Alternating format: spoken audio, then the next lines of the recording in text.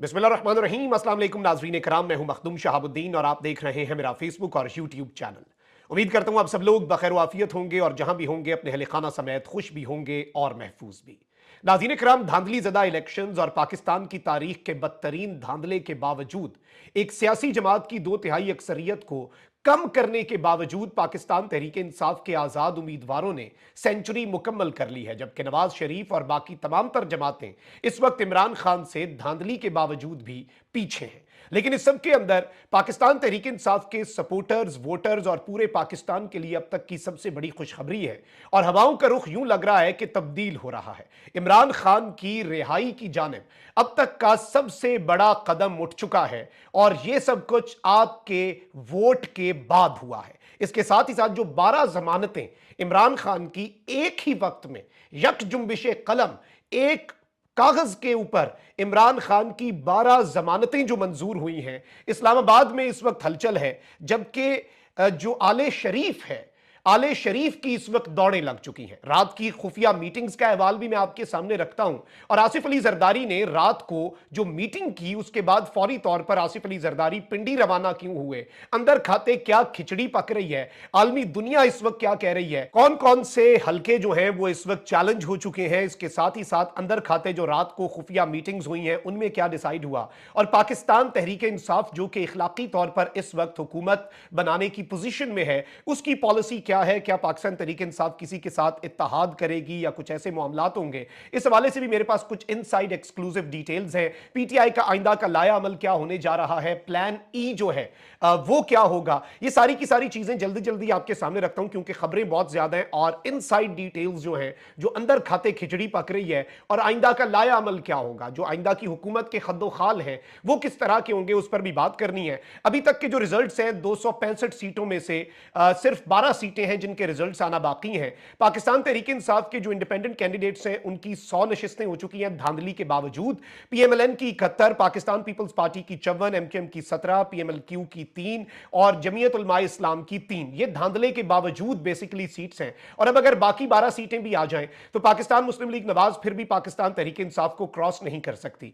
Form 45 के मुताबिक basically Pakistan Tehreek Insaf 180 सीटें जो कि अगर जिसमें रिजर्व सीट्स उस कोटे के मुताबिक डाली जाएं तो ये 2/3 अक्सरियत बनती है। कल पाकिस्तान तहरीक इंसाफ ने बाज़ाब्ता तौर पर, बाकायदा तौर पर इमरान खान साहब की authorized AI generated approved official Imran Khan साहब के ट्विटर हैंडल से वीडियो जो है वो जारी की जो कि इमरान खान साहब की विक्ट्री स्पीच थी। पूरी दुनिया भी इमरान खान साहब की ही विक्ट्री को मान रही है और यहां पर एक बड़ा इंपॉर्टेंट सवाल भी है कि अगर नवाज शरीफ का यह दावा जो कि इंटरनेशनल मीडिया ने तो गलत साबित कर दिया कि नवाज शरीफ की जमात जो है वो सिंगल लार्जेस्ट लीडिंग पार्टी है इस वक्त पाकिस्तान की, तो इस वक्त तक किसी और मुल्क ने नवाज शरीफ को कांग्रेचुलेट क्यों नहीं किया। नॉर्मली जो पार्टी इलेक्शंस जीतती है मुल्कों की तरफ से मुबारकबादें उस पार्टी को आना शुरू हो जाती हैं। एक डेढ़ दिन से आगे ये मुबारकबादें नहीं जाती। इस वक्त पूरे का पूरा दुनिया का मीडिया जो है वो इन इलेक्शंस को रिग्ड बुला रहा है। नवाज शरीफ जो है उन्हें किसी ने भी इस सब के अंदर जो मुबारकबाद है वो नहीं दी। अमेरिका ने पाकिस्तान के इलेक्शंस के ऊपर तशवीश का इजहार किया। इसके साथ ही साथ बरतानिया के जो साबिक वजीर आजम है और ये बरतानिया के मौजूदा वजीर खारजा है डेविड कैमरॉन, मौजूदा वजीर खारजा, इन्होंने कहा कि we recognize serious concerns over the fairness and lack of inclusivity of Pakistan election. इन्होंने पाकिस्तान के इलेक्शन पे सवाल उठाया और इसमें कहा कि free access to information and rule of law जो है उसे इंश्योर किया जाए। पाकिस्तान के इलेक्शंस जो है उनके ऊपर अमेरिका और फिर बरतानिया, यूरोपीय यूनियन के बाद ऑस्ट्रेलिया, ये सारे के सारे वेस्टर्न पावे हैं और इन सारे के सारे वेस्टर्न पावों ने इस वक्त पाकिस्तान के इन इलेक्शंस के ऊपर सवालात जो है वो बड़े पैमाने पर उठा दिए हुए हैं। अब एक जानिब तो जो फॉर्म 45 है उसकी हिफाजत करना पाकिस्तान तहरीक इंसाफ के लोगों के लिए बहुत ज्यादा जरूरी है और इन इलेक्शंस के नताइज को अब चैलेंज किया जाएगा, अदालतों के अंदर इन्हें घसीटा जाएगा और जो पाकिस्तान की तारीख का बदतरीन धांधला हुआ है, अवाम के वोट पर डाका डाला गया है, अवाम के मैंडेट की चोरी की गई है, अवाम के मैंडेट का मजाक उड़ाया गया है, तौहीने अवाम के मुर्तकिब करार पाया है ये पूरे का पूरा टोला। इसके खिलाफ अब अदालतें क्या करती हैं ये तो आने वाला वक्त बताएगा, लेकिन कम अज कम हुज्जत तमाम जरूर करनी है, अदालतों का दरवाजा जरूर खटखटाया जाएगा। रिहाना इम्तियाज डार साहिबा ने भी ख्वाजा आसिफ की जो कामयाबी है उसे अदालत में चैलेंज कर दिया है। इसके साथ ही साथ इंतखाबी नताइज के चैलेंज होने का सिलसिला जारी है।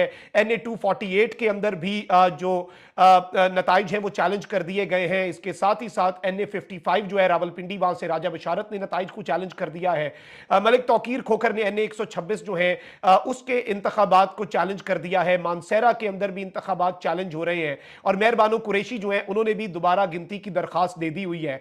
PTI के हिमायत याफ्ता आजाद उम्मीदवारों ने नताइज चैलेंज करने शुरू कर दिए हैं और मुकम्मल तौर पर मियां महमूद और रशीद, शुएब शाहीन और दीगर जो लोग हैं, और इसमें ऑब्वियसली आपको पता है PTI के बहुत से उम्मीदवार जो है वो खुद पाकिस्तान के चोटी के वकला हैं, तो इस वक्त आले शरीफ को ये वाली टेंशन तो रहेगी। अब यहां पर एक जानिब तो जो जोड़ तोड़ है, अब ये जोड़ तोड़ अपेरेंटली सामने आप ये देख रहे हैं कि शायद ये सियासी जमातें एक दूसरे के साथ जोड़ तोड़ कर रही हैं या फिर इनके अपने मामलात चल रहे हैं। हकीकत यह है कि डोरे इनकी कहीं और से चल रही हैं और फैसले कहीं और होने हैं। अब यहां पर खालिद मकबूल सिद्दीकी साहब ने तो पहले ही फैसला सुना दिया ना बेचारे ने, और वो कह रहे हैं कि जी हुकूमत बनाने में मदद देंगे, जमहूरियत डीरेल नहीं होने देंगे, यानी हम हुकूमत बनाने में मदद करेंगे। यानी ये तो पहले से ही नत्थी थे, ये तो ना 3 में ना 13 में, लेकिन जाहिर बात है इनके पास नशिस्तें तो 17 हैं, 3 में ना 13 में तो है, लेकिन वो पॉलिटिकली नहीं है, यानी अपनी इनकी वर्थ कोई नहीं है, अपनी डिसीजन पावर कोई नहीं है। अब वहीं दूसरी जानिब शहबाज शरीफ और आसिफ अली जरदारी की मुलाकात भी हुई और तुरफा तमाशा ये देखें कि एक निगरान वजीर आला जो है मोहसिन नकवी, वैसे तो कहा जाता है कि मजदूर को उसकी उजरत जो है उसका पसीना खुश्क होने से पहले दी जाए, मोहसिन नकवी को उसकी तमाम तरफ अस्तायत की उजरत जो है वो चेयरमैन PCB बनाकर उसका ये ओहदा खत्म होने से पहले ही उसे दूसरा ओहदा दे दिया गया। बड़ा अच्छा काम किया आपने। मोहसिन नकवी क्या कर रहा है कि जी इनकी मुलाकातें फैसिलिटेट कर रहा है। मोहसिन नकवी क्या कर रहा है, आप अंदाजा करें कि नून लीग की और जरदारी की और शहबाज शरीफ की मुलाकातें अपने घर पे रख रहा है। इधर से आप अंदाजा कर लें कि ये कितने जानिबदार हैं, ये कितने गैर जानिबदार हैं। ये फैसला अब तारीख करेगी और अवाम करेगी। अब यहां पर मैं आपको ये बता दूं कि जो चीजें हुई हैं इनके अंदर, इनकी हुकूमत साजी पर जो रात को तबादला ख्याल हुआ, ये सब कुछ हुआ, इसमें इतलात यही है कि आसिफ अली जरदारी अब बारगेनिंग पोजीशन पे आके जो वजारत उज़्मा है वो लेना चाह रहे हैं। लेकिन अब यहां पर नून लीग के लिए भी इस वक्त परेशानी है। पीपल्स पार्टी के रहनुमा खुर्शीद शाह उन्होंने कहा कि नवाज शरीफ ने बहुत जल्दबाजी की, हम सोच समझ कर फैसला करेंगे। खुर्शीद शाह ने कहा कि नवाज शरीफ को वजीर आजम बनने की ख्वाहिश है। उन्होंने 3 रोज पहले ही खुद को वजीर आजम डिक्लेयर कर दिया। उन्होंने कहा कि नवाज शरीफ ने बहुत जल्दी की है, नून लीग के पास क्या अक्सरियत है। उन्होंने कहा कि नवाज शरीफ अगर वजीर आजम की हैसियत से बात करेंगे तो मेरा नहीं ख्याल कि पार्टी उनके साथ जाएगी। खुर्शीद शाह ने कहा कि PTI के आजाद उम्मीदवार हैं, उनके कामयाब उम्मीदवारों को 72 घंटों में फैसला करना है, हम सोच समझ कर फैसला करेंगे। साबिक वजीर आजम नवाज शरीफ ने सादा अक्सरियत ना होने पर इत्तेहादी हुकूमत बनाने का ऐलान तो कर दिया और विक्ट्री स्पीच जो है वो भी दाग दी। लेकिन यहां पर मैं आपके सामने कुछ चीजें रख देता हूं जो कि इस वक्त बहुत ज्यादा इंपॉर्टेंट हो चुकी हैं और पाकिस्तान का पॉलिटिकल सिनेरियो जो है खान साहब के वाले से खुशखबरी पर आने से पहले, जरदारी इस वक्त एक डबल गेम भी करना चाह रहे हैं। और जाहिर बात है कि यह भी इतला आ रही है कि आसिफ अली जरदारी ने बैरिस्टर गौहर जो है उन्हें मुबैना तौर पर इलेक्शन में कामयाबी पर मुबारकबाद दी है। बैरिस्टर गौहर को खैबर पख्तूनख्वा, विफाक और पंजाब में अक्सरियत से कामयाब होने पर मुबारकबाद दी। आसिफ अली जरदारी ने इन्हें मुश्तरका दोस्त के जरिए बैरिस्टर गौहर के, क्योंकि बैरिस्टर गौहर याद रहे कि पीपल्स पार्टी का हिस्सा रह चुके हैं माजी में, तो इन्हें एक मुश्तरका दोस्त के जरिए आसिफ अली जरदारी साहब ने पैगाम भेजा है और नेक ख्वाहिशात का आसिफ अली जरदारी साहब जो है इन्होंने इजहार कर दिया है। अब ये सारी की सारी चीजें अपनी जगह, ये सारे के सारे मामलात अपनी जगह, पाकिस्तान तहरीक इंसाफ विफाक, पंजाब और खैबर पख्तूनख्वा में अक्सरियत के साथ हुकूमतें बनाने का दावा कर चुकी है और इस वक्त लेकिन पाकिस्तान तहरीक इंसाफ को हुकूमत नहीं बनाने दी जाएगी। ये चीज एक बड़ी वाज़ेह है। और इस सब के अंदर ऑब्वियसली आप ये देखें कि अभी बैरिस्टर सैफ जो है उन्होंने भी एक स्टेटमेंट दी है और इस वक्त पाकिस्तान तहरीक इंसाफ जो है उन्होंने ये कहा कि नवाज शरीफ अब जाग जाएं, उनके वजीर आजम बनने का ख्वाब जो है वो चकनाचूर हो चुका है। और ये सारी की सारी चीजें जो है आप देख लें कि ये किस तरफ को जा रही हैं। लेकिन यहां पर अब नवाज शरीफ के जो हामी सहाफी हैं, जो टाउट सहाफी हैं, नवाज शरीफ के आप देखें कि कितना बड़ा रुसवाई का टोकरा नवाज शरीफ ने अपने सर पे उठाया कि नवाज शरीफ के टाउट सहाफी भी अब नवाज शरीफ पर तनकीद, क्योंकि ये मामला ही ऐसा है, ये अब अवाम में निकलने के काबिल नहीं रहे, ये किस मुंह से विक्ट्री स्पीच कर रहे थे और अक्सरियत किसकी है। अब आप ये देखें कि कामरान शाहिद ने ट्वीट किया कि election results have brought both in the same frame, Nawaz Sharif और जरदारी जो हैं, और PDM 2 will damage PMLN more than it does to Pakistan Peoples Party. यानी ये कह रहे हैं कि PDM 2 जो इस वक्त बनने जा रही है, PDM 2.0 जो इस वक्त पाकिस्तान के ऊपर नाफिज होने जा रही है, मुसल्लत होने जा रही है, उसके ऊपर अब ये बाज़ाब्ता तौर पर ये नून लीग का ही ज्यादा नुकसान करेगी। नून लीग तो खत्म हो गई। आप ये देखें, नून लीग वजीर आजम बनना चाह रही थी, इस वक्त बड़ा नैरो सा डिफरेंस पीपल्स पार्टी और असूलन मैं आपको यह बताऊं, नून लीग को जो सीटें जिताई गई हैं फॉर्म 45 के मुताबिक पाकिस्तान की सबसे बड़ी जमात पीटीआई, दूसरे नंबर पे पीपल्स पार्टी, तीसरे नंबर पे पाकिस्तान मुस्लिम लीग नवाज बनती है। अब आप ये देखें कि पंजाब असेंबली के अंदर भी इंडिपेंडेंट कैंडिडेट से 136 और नून लीग के 135। कामरान शाहिद ने इसके ऊपर भी लिखा कि PMLN even failed to secure simple majority in Punjab assembly. PMLN's attempt to break the PTI independence to form Punjab government would demonstrate the political and moral defeat। यानी पाकिस्तान मुस्लिम लीग नवाज अब आजाद उम्मीदवारों को जो तोड़ने की कोशिश करेगी, ये एक जमहूरियत की और इखलाकी तौर पर नवाज शरीफ की एक और विक्ट्री नहीं बल्कि एक और बदतरीन किस्म की शिकस्त होगी। जबकि पाकिस्तान तहरीक इंसाफ किसी के साथ इत्तेहाद नहीं करेगी। पाकिस्तान तहरीक इंसाफ के वाले से मैं ये भी बता दूं कि 72 घंटे हैं, तकरीबन 48 घंटे रह गए हैं। आजाद उम्मीदवार मजलिस वादत मुस्लिमीन जो है अलावा राजा नासिर अब्बास की, उसमें शामिल हो सकते हैं। इसके साथ साथ पाकिस्तान तहरीक इंसाफ के रहनुमा बैरिस्टर गौर ने कहा कि पीपल्स पार्टी और नून लीग के साथ कोई राब्ता नहीं, इनके साथ मिलकर हुकूमत बनाने का भी कोई इरादा नहीं है। और बैरिस्टर गौर ने अपने बयान में कहा है कि इंतखाबात में हमारी नशिस्तें 150 के करीब हैं, तवक्को है कि हुकूमत साजी को पहुंच जाएंगे, विफाक पंजाब और केपी में हुकूमत बनाएंगे।